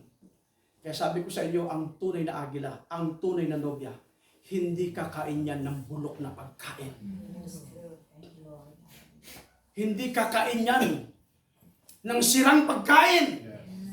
Hindi kakain yan ng maduming pagkain. Hindi kakain yan ng spiritual. Right? Na halo-halo at bulok na katuruan. Hindi kakain yan ng man-made dogma. Hindi kakain yan ng man-made system, man-made doctrine. Kakain yan ng directly the Word of God. Ang kakainin niya. Dahil itinalaga siya para dun sa Word. Hindi siya itinalaga para sa man-made doctrine. Hindi siya itinalaga sa mga dogmas of men. Itinalaga siya para sa Word. At kapag itinalaga siya para sa Word, doon siya pupunta sa Word. Hanggang sa isang araw, makarinig siya ng isang ikot ng isang inang agila naghahanap sa kanyang inakay. Wow! Katunog ko yun ah. Hinabol niya. Hinabol niya. Why? Because the sound, the trumpet is already sounded. Ay, can we clap for the Lord? Hallelujah! Ganun din ang mensahe ng Diyos, ang salita ng ating Panginoon. Dumating ang pagkakataon upang ikwikin, ibigay niya sa binhi na yun upang buhayin. At nung marinig mo yun, hindi mo na kayang panhadlangan. Kailangan sundan mo. Pinapakinggan mo. Tinitignan mo kung saan naroon yung tunog na yun. Sabi ng Panginoon, my sheep know my voice. They know me and they will follow me. Right? Susundan at susundan yun kung nasa ng tunog na yun. Right? At nung marinig, sabi ng sa ina, naroon sa itaas, nakita niya ang kanyang inakay. This is it. Ito ang aking anak. At maging ang Panginoon, iniligay man tayo sa kaisipan, nakatalaga tayo sa kaisipan ng ating Panginoon. Right? At ang dumating pagkakataon na may kintalang salita. Isinurot ng salitang makwikin ito. At nung tumawag, when the trumpet is already sounded, right? At narinig mo ang tunog. This is her. This is her. Bakit her ang ginamit ko? It is because ikaw ay bride. Misto lang isang babae. This is her. She's my bride. Amen. Hindi ko sa ihuan. Siya na yun. Right? Siya yung itinalaga ko. Siya yung dinalaman ng aking kaisipan. Ngayon ay nangis na sa eksena. Kukunin ko siya. Ang sigaw, come out of her. My people. Come out! Hindi ka makakalipad. Hindi ka makakaranas ng mataas na lipad katulad ng iyong nanay hanggat hindi ka nagka-come out sa chicken family. Sapat na para sa kanila ang magkalaykay na mga kung ano-anong katuruan. Right? Kung ano-anong katuruan, pati Trinity, kinakalaykay. Na dapat sabi ng Biblia, mayroong iisa lamang Diyos na dapat mong sundan, dapat mong sampalatayanan, dapat mong paglingkuran. Right? Anong ideya? Alam ba ninyo kung saan nagpasimula ang doktrina ng Trinity at Trinitarian na pinapangaral sa ating panahon ngayon? Nagpasimula yan sa katuruan ng Roman Catholic since 325 AD. Nung umeksena, right? Ang Antichrist spirit. Dahil sa panahon yun, nakalusok siya. Nakakita siya ng butas sa mga malalamyang mga mananampalataya. Right? Yung mga may kaluwagan, yung may mga spirit of lucence. Maluwag sila sa stand, maluwag sila sa doctrine, maluwag sila sa ganung mga bagay, maluwag sila sa pagtuturo, maluwag sila sa pangangaral. Nakapasok siya. Sinamantala ng Antichrist spirit pagdating sa first seal. Do you believe that? So sila makapasok, pinalitan ang doktrina ng one God. Anong ipinalit? Ipinalit ang bautismo sa ngalan ng ating Panginoon. Kung ano ipinalit? Nagbautismo sila sa pangalan ng Ama, Anak, ng Espiritu Santo. But in the Bible, wala kayong makikita, wala tayong makikita na isa man na nabautismuhan sa ngalan ng Ama, Anak, at ng Espiritu Santo. Kung titignan natin ang Biblia, sinabi niya roon, mayroong mga binautismuhan sa ngalan ng ating Panginoong Jesucristo. Mayroong man nabautismuhan doon sa panahon ni John the Baptist sa bautismo ng pagsisisi. Pero nung dumating ang mensahe, right after the Messiah, right? At siya'y umakyat, ibinigay niya ang Great Commission. Right? Ibinigay sa kanila ang tamang katuruan at tamang pangangaral. At sila nagpasimulang magbautismo sa ngalan ng ating Panginoon Kristo. Kung meron man sa atin na bautismado sa ngalan ng Ama, Anak, ng Espiritu Santo, kinakailangan magkaroon tayo ng katanungan ngayon. But to tell you now, there's only one right baptism that is in the Bible, that in the name of the Lord Jesus Christ in Acts chapter 2, verse 38. Can we clap our hands to the Lord?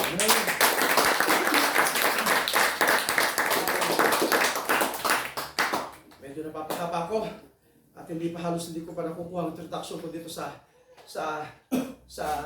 topic natin. You're still there. May tulutan ninyo kahit na 15 minutes pa. At upang makuha natin ng lubusan ng ating pinag-uusapan.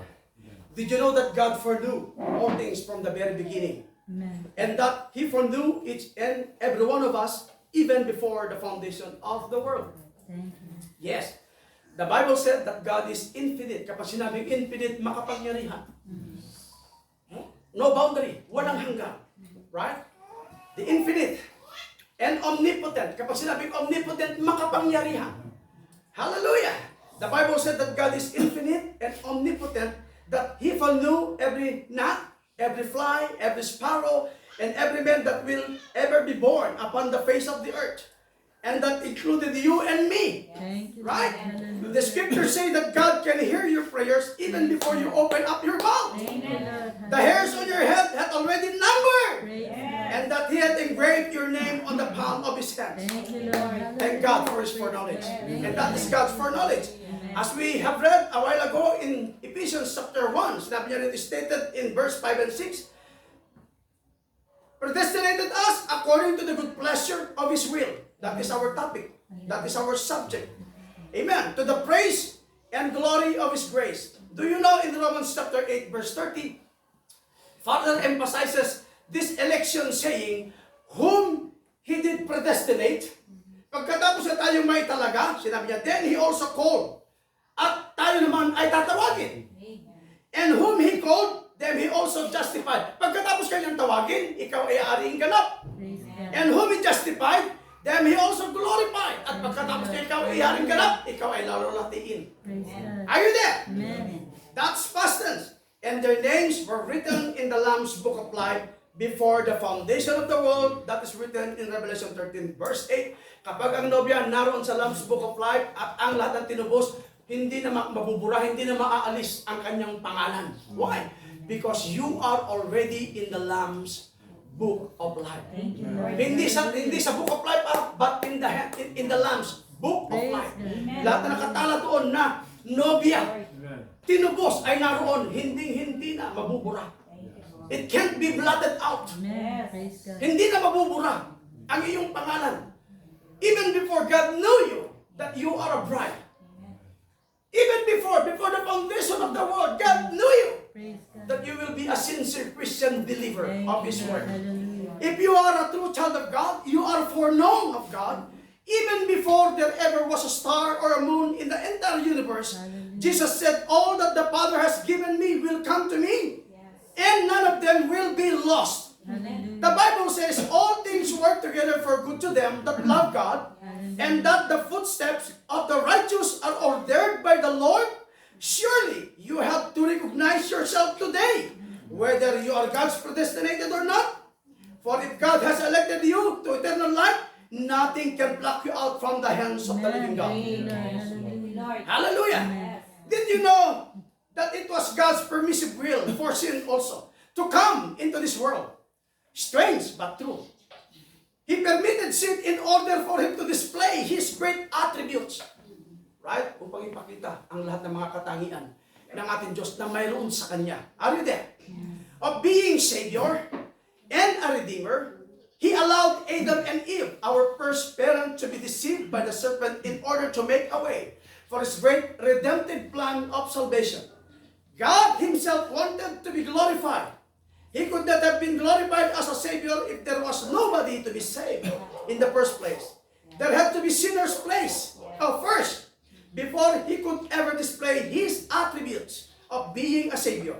In the same manner that He had to create sons and daughters in me and you first, so that He could become a Father man's existence and fall, therefore, had made God both Father and Savior to us, and blessed a Redeemer too.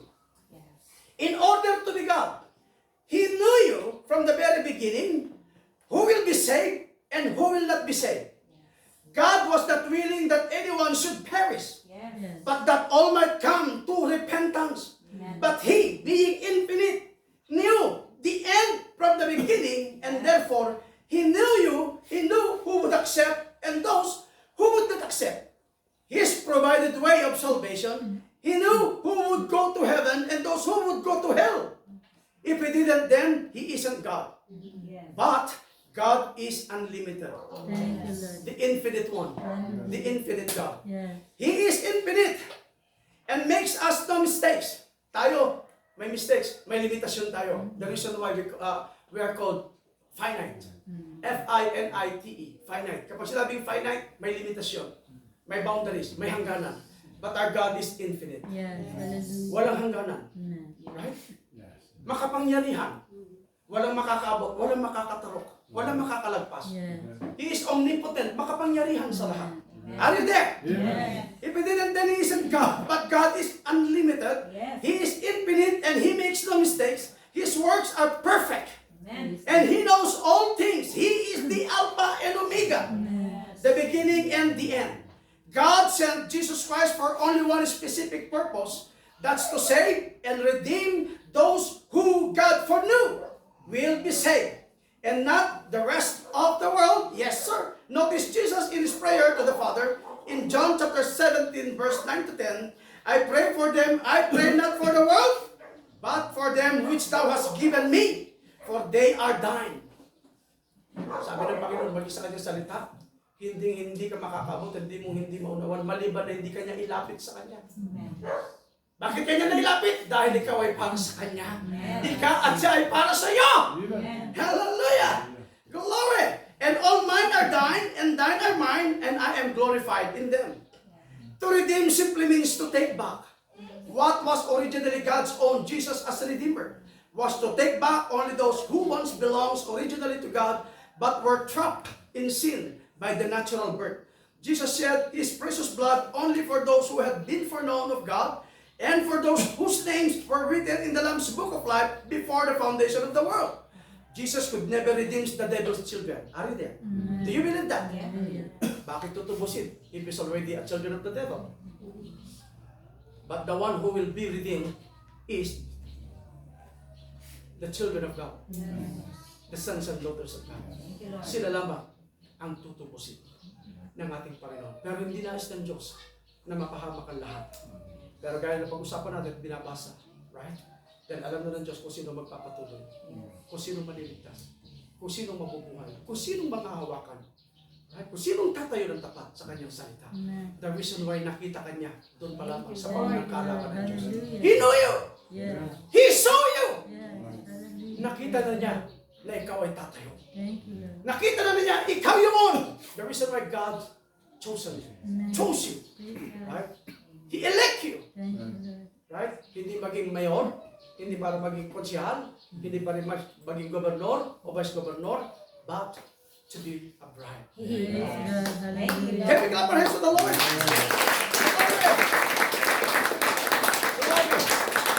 Glory to God. Jesus could never redeem the devil's children, for they are not of God. They were simply predestinated unto eternal damnation, and were basically created for that purpose. Yes, though this might seem to be a hard saying, but the scriptures support this is the truth. Don't you realize that even sinners and reprobates are predestinated by God? Yes, in 1 Peter chapter 2 verse 8, and it says, even to them which stumble at the word, being disobedient, whereunto they were appointed. Jude 1:4 says it, to who were before of old ordained to this condemnation, ungodly men, turning the grace of God into lasciviousness. Talk about Judas, Cain, Pharaoh, and Balaam. All these men had played their significant part as God's adversary in God's greatest drama series. The Bible without them even realizing it so. How can the pot say to the potter, why hast thou made me thus? Hath not the potter power over the clay to make one vessel unto honor and another unto dishonor. Romans 9:21. These words pertain to predestination. God raises evil to fulfill His glorious purpose of greater good. God said, Isaiah 45 verse 7, I form delight and create darkness. I make peace and create evil. I, the Lord, do all these things. Yes. Amen. Hallelujah! Jesus rejoiced in the Spirit, Luke 10:21, saying, I thank the Father, O Lord, of heaven and earth, for thou hast hid these things from the eyes of the wise and prudent, and hast revealed them unto babes. Yes. Even so, Father, for so it is seen good in thy sight, this blessed gospel is therefore revealed only. Mark this word, mark this message. Therefore, revealed only to His elected ones. Amen. Thank you, Lord. God, His truth from unbelievers. Bakit itinago? Bakit inalis? Tinawag nga siyang unbeliever eh. Ibig sabihin, hindi mananampalataya. Sa ayaw at sa gusto, siya itinalaga na hindi sasampalataya. Right? So this word is just for the believer alone. At ihahayag ng ating Panginoon for the elect na binigay ng ating Panginoon. Pagpamunin nyo, konti na lamang. Mga bigyan nyo pa ako ng 5 minutes. Did you know also that one of God's permissive will has been to allow sickness to afflict mankind? Yes. He sometimes permits sickness and diseases in order for Him to manifest Himself as a healer. Exodus 16:26 states, For I am the Lord that healeth thee. Isaiah 53 verse 5 states, This also, He was wounded for our transgressions, He was bruised for our iniquities, the chastisement of our peace was upon Him, and by His stripes we are healed. Thank you, Lord. Doctors simply make the stitches and give us prescriptions. But still God who does the real healing, Yes. which is multiplication of new cells in the body, which is creation by nature. God truly foreordained all His godly attributes to be displayed unto man. And all these attributes were finally fulfilled when God Himself became man through His Son Jesus Christ and took the penalty for our sins so that by believing in Him, we may be justified and forgiven. Jesus said, I am the way, the truth, and the life. No man cometh unto the Father except by me. Your salvation and my salvation, therefore, is truly dependent upon God's choosing and approval. Romans 9:16 states, It is not him that willeth, or him that runneth, but of God that sheweth mercy. For God said unto Moses, I will have mercy on whom I will have mercy. Yes. And I will have compassion on whom I will have compassion. God hath even declared, Jacob I have loved, and Esau I have hated. Even before the two children were born from their mother's womb, not having done neither good nor evil, the only proves God's elections to us. The apostles Paul finally conclude, but if our gospel be hid, it is hid to them that are lost. 2 Corinthians chapter 4 verse 3. Truly in this day, many will be called. As I mentioned to you a while ago, many will be called, but few are chosen. But only very few are chosen. Sincerity and being just religious is not enough. The Pharisees and the Sadducees were so sincerely wrong. They spent all their lives studying God in the synagogues. Yet when the very Messiah God came to them, they dubbed Him as Beelzebub to the extent of crucifying Him on the cross. Not everyone that saith unto me, Lord, Lord, shall enter into the kingdom of heaven, said Jesus in Matthew 7:21. But he that doeth the will of my Father. The Bible says that we are not saved by any of our good works, nor by any of our own personal merits. We are saved by faith. Amen. Kita nyo? Yun ang pag-aaral natin ng Biyernes. Truly, yes, we are saved by grace, but through faith. It is impossible for every individual who claim that you are saved by grace without faith. Right? It's hard. Hindi ka at hindi mo makukuha ang kaligtasan without faith. Kinakailangan mag-workout ang grace, kinakailangan mag-workout ang faith doon sa grace na ibinigay ng ating Panginoon. Kaya sabi niya sa Romans, sabi niya roon, we are saved by grace through faith.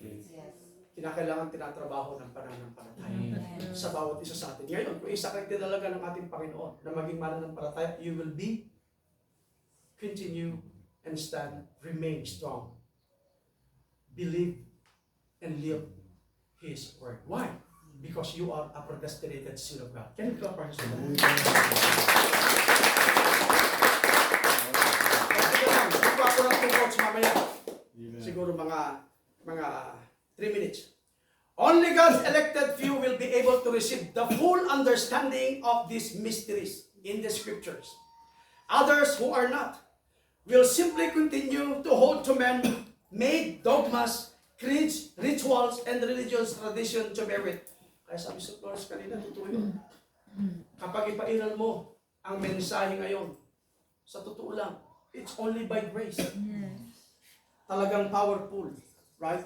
Ang paganism, ang system, ang rituals, ang dogmas.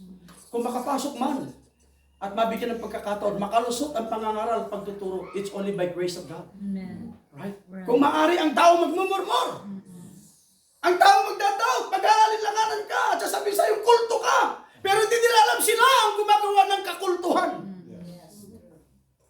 Right? Alam ba ninyo, ang isa sa mga bahagi sa pagiging kulto ang magsamba sa mga Diyos-Diyosan. Yan ay kakultuhan. Pero ikaw na gumagawa ng katotohanan, tatawagin kang kulto. See? Baluktot ang kaalaman, baluktot ang karunungan, baluktot ang kaisipan. Pero salamat sa Diyos sa pagiging baluktot natin. Itinuwid ng Diyos. Why? Because you are an elected believers of His Word. Can we not? Alright.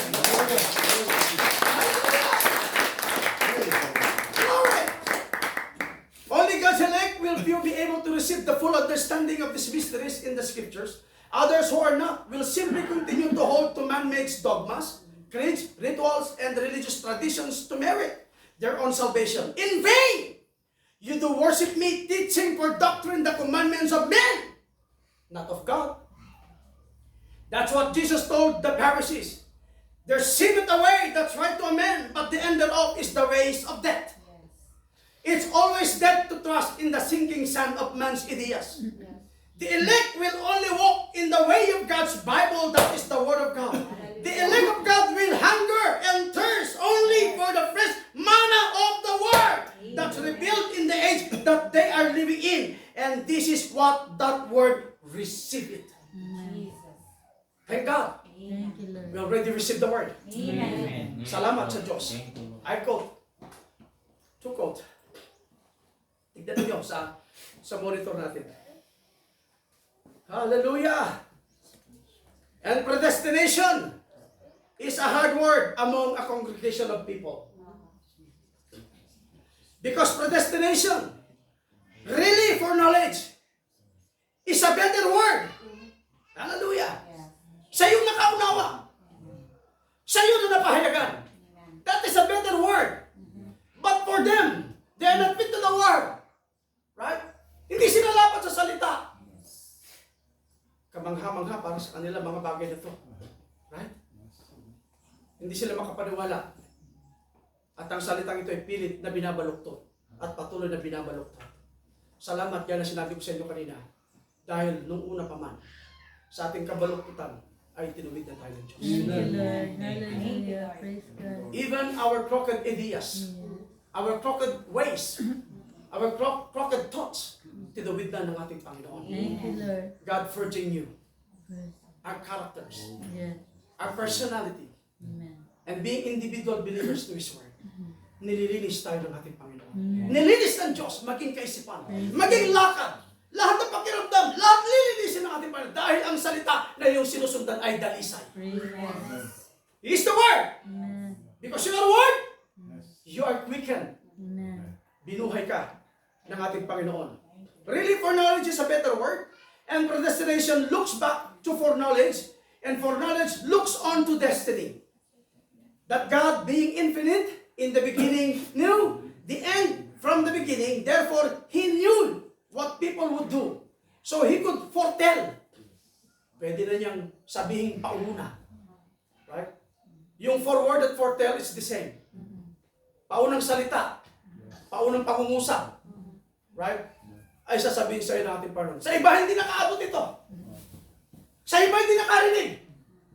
Sa iba hindi umabot ang pagpapaliwanag at ang hiwaga ang kalooban ng Diyos. But thank God, having made known unto us the mystery of His will. bagay na ito sa bawat isa sa atin. Hallelujah! Thank God for the forward Thank you, Lord. Hallelujah. and for telling of the message of the hour. Praise Yes. God. Amen! Amen. Hallelujah! Thank you, Jesus. What would take place? For he knew what would be. Therefore, he, before Esau or Jacob, either one was born, God could say, Esau I've hated, and Jacob I've loved. Because he foreknew what they could be. He never made Esau that way he was. He wasn't willing that Esau would be that way. But Esau by choice, God knew would take that way. So that's how he knows us today. Hallelujah. He knows your heart. Thank you, Amen. Lord. Why God knows your heart? Amen. Because God wrote His word in your heart. Thank you, Lord. Kaya kilala niya ang puso mo. Praise God. Alam niya kung saan niya inilagay ang salita. Thank you, Lord. Alam niya kung saan niya kiningkal ang salita. The reason why God knows your heart. Amen. Dahil doon sa nakipag-ugnayan sa iyo, naroon ang salita ng ating Panginoon. Can we say amen? Amen. Glory! Lord. Glory! Amen. Glory to God. Glory to Jesus. He knows your heart. Yes. You might be able to fool your neighbor. You might be able to fool your pastor. But you will never be able to fool God. Because He knows your heart. Amen. Thank you, Lord. One quote, the last quote that I will read to you now before we close. Habang nagpe-prepare yung mga awit dito sa message na Hebrew series. Each elected who God before the foundation of the world. Seen every one of them. And He sent Jesus to redeem the people, not the whole world. He wanted to, but He had to make a way for those. And the only way for He could do was to send Christ that He might come, the propitiation of our sins. Sabi ng propitiation, siguro yung salitang suyo, no? Sinusuyo o sumusuyo. See, that those who've been elected, He could bring to Him in glory. Now, if God did that, predestinated us before the foundation of the world, and knew every one of us by name, right, before the foundation of the world. Hallelujah! Alam na niya kung ano ipapangalan ng nanay niyo sa iyo, ng tatay niyo. Right? Amen! Amen. Praise Glory! God. Hallelujah. God did that, predestinated us before the foundation of the world, and knew every one of us by name before the foundation of the world, and elected us to eternal life, and sent Jesus Christ to redeem us. That 6,000 years ago, He saw us, that we might appear to His praises in glory. Yes. How can you ever be lost? Amen. Woo! Thank God. I was lost, but now I'm found. I'm found. Praise God. It's all about God, amazing grace. Can we clap our hands to God? Amazing grace. How sweet that sound. That saved a wretch like Yes. me. Thank you, Lord. Hallelujah. Thank you, Lord. Glory to God. How can you ever be lost? Now, if you're saved, Yes. you're saved. Thank you, Lord. Kung ligtas ka, tinalaga ka ligtas, ligtas ka. Amen. Pero kung tinalaga ka sa kaligtasan, mabubuhay ka patungo sa kaligtasan. Amen. Hindi yung sinabi nila, oh, I'm already saved. Pero araw-araw naman nagkakasala. Araw-araw naman nagdi-disobey. Bakit daw? Dahil meron silang eternal security. That's wrong application. Ang tunay na eternal security, which is the Holy Ghost, if we are saved, ang Holy Ghost na nagtalaga sa'yo, hindi ka tuturuang gumawa ng kasalanan araw-araw. Sa halip, tuturuan kang mabuhay ng mabuti, Hallelujah. ng banal, sa harapan ng ating Panginoon. So I do not believe yung wrong application ng mga iba na sinasabi nilang naniniwala sila sa eternal security pero yung buhay naman nila napakalayo. Check the life, check the seed, check the fruit. Sabi ng Panginoon, by their fruit, ye shall know them.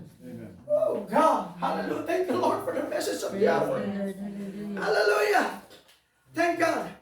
If you're saved, you're saved. Yes. If God saves you tonight, even today, knowing He's going to lose you 10 years from today, He's defeating His own purpose. The infinite, almighty, eternal, everlasting wisdom of God doesn't know enough then to know that.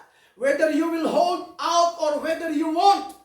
Then when He saves you, you say, well, I'll give Him a try. I'll see what He'll do. Then He does not know the end from the beginning. God knows what He's doing. Amen.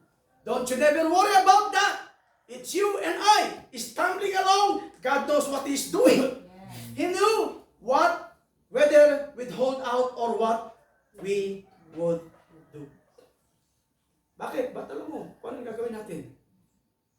You are chosen. Thank you, Lord. Hallelujah. It's simply as that. Amen. You are predestinated to do His will. Praise God. Since God opened all His mystery and having made known unto us all the mystery of His will. Hallelujah. Right? Alam na niya, gagawin mo ito eh. Alam niya, pangahawakan mo. Because God knew you and saw you even before. Thank you, There Lord. was a moon, Praise there was a God. sun, Amen. there was a light, there was a heaven. At kahit mundo, alam na ng Diyos kung sino ka. Thank God, He's still Working. working on us. Praise the Sabi ng Lord. awit, He's still working on me to make me what I ought to be. It took Him just a week to make the moon and the stars, the sun and the earth and Jupiter and Mars. How loving and present He must be. He's still working on me. Thank God. Thank you, Lord. He's still working. Praise God. And His promise, He will never leave you. Praise the Lord. Nor forsake you. It is God's promise. Itinalaga ka, merong nakalaan para sa kanyang itinalaga. Thank you, Lord. God is so Hallelujah. tremendous. Praise Tayo natin God. tumayo at gusto kong tawagin yung mga nag-ari ng awit kanina. Amen. The God that you serve is a tremendous God. Amen. Amazing. Glory. Salamat sa Diyos sa lahat ng kanyang patnubay, sa lahat ng kanyang biyaya, sa lahat ng kanyang pagpapala. Truly, He is a tremendous God. A tremendous God working in you and me. Thank God. Kamangha-mangha ang pagkilos ng Diyos. Until now, He's still working on us. Glory. Hallelujah.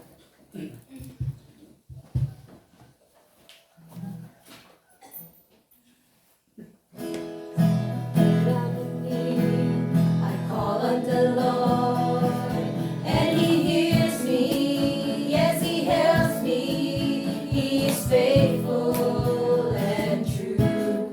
Won't forget His own. My companion, my best friend, the only true God. There's no one greater, a wonderful Savior. Jesus, the Lion of Judah. Our God is tremendous, His strength never faileth. He goes through the fire just to save a sinner. Yes, He is almighty. He sends His angels Praise to God. guide me. There's no storm too powerful, our God cannot handle. Our God in simplicity, revealed in you and me. He come from His glory and gives us the victory, the greatest love story. When you're in trouble, Jehovah Nissi, the great enforcer, God Almighty, will fight your battles. Oh yes, He will stand for you. Yeah. Your victory will come, not the way you think it should. But my grace, Jehovah, just loves and paradox, just stand in position. Watch the miraculous come into action. Our God is tremendous, His strength never faileth. He goes through the fire just to save a sinner. Yes, He is almighty. He sends His angels to guide me. There's no storm that's too powerful, our God cannot handle. Our God in simplicity, revealed in you and me, brings down from His glory and gives us the victory, the greatest love story. When you're in need, call on the Lord, and He hears you. He can help you. He is faithful and true. Won't forget His own. Your companion, your best friend, the only true God. There's no one greater, wonderful Savior. Jesus, the Lion of Judah. Our God is tremendous.